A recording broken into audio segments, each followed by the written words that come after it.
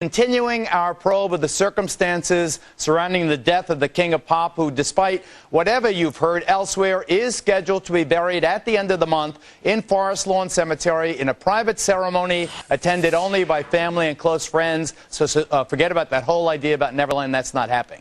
Our focus, though, remains on the criminal probe of Michael's house, Dr. Conrad Murray, shown here and others, and on the massive wrongful death action the estate may be filing against people the family feels responsible for cutting off Michael in the last weeks and months of his life. And in that regard, as millions of dollars continue to pour into the Jackson estate, lose that picture. Lose that. I'm tired of looking at that guy. All right. One character who continues to pop up in our investigation is a mystery advisor named Dr. Tume. Here's Craig's report. Was it your opinion that Michael Jackson was ever physically able to conduct those concerts in London? No, we never felt that he would be able to make more than a couple shows in London, if any of the shows in London, which is why our deal was so tailored for Michael.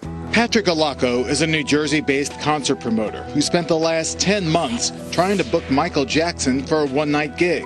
His negotiations with Jackson insiders gave him a ringside seat to the pop star's physical, mental, and financial state leading up to the ill-fated London concert series and ultimately Michael's death.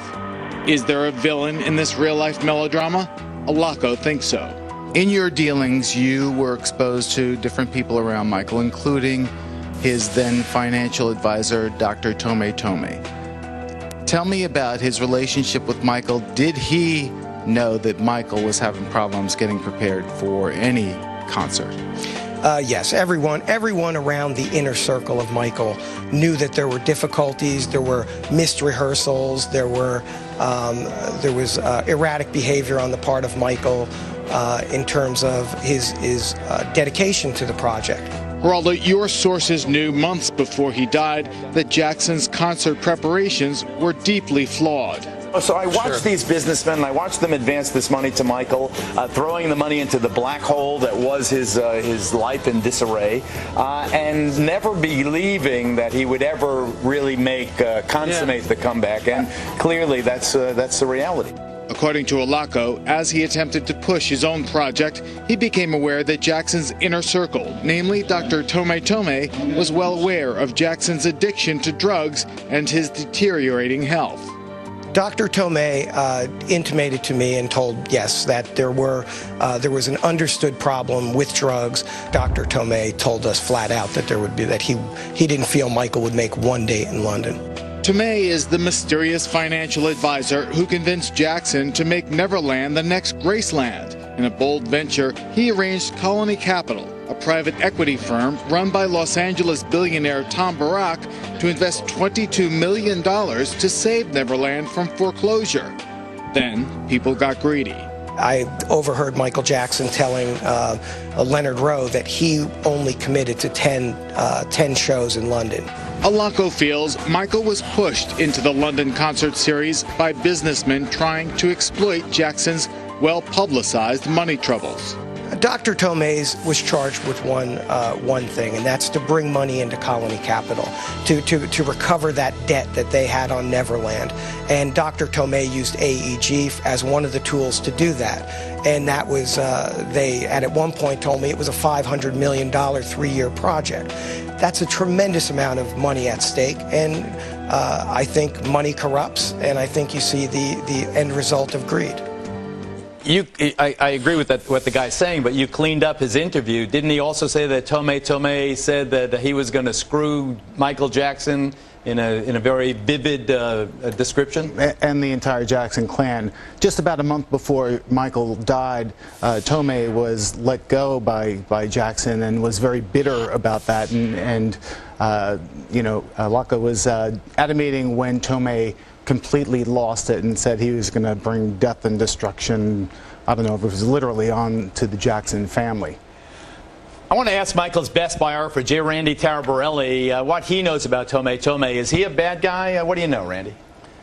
You know, over the 30-some years, Geraldo, I've been writing about Michael Jackson. I've had a lot of characters like Dr. Tomei come into the picture. I'm not even convinced he's a doctor, to be honest with you. You know, a lot of people have tried to help Michael Jackson, and in the course of it, they kind of get caught up in the millions of dollars that can be made. And the next thing you know, you have to question their agenda. You don't know if they're really working for Michael Jackson or for themselves.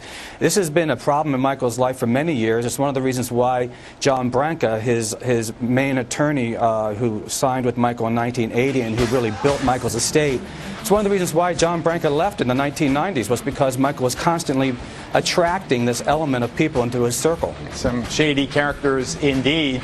Joining me now is Randy and me is one of the people who are really above reproach, in my opinion, in Michael's life, Ramon Bain, his longtime publicist.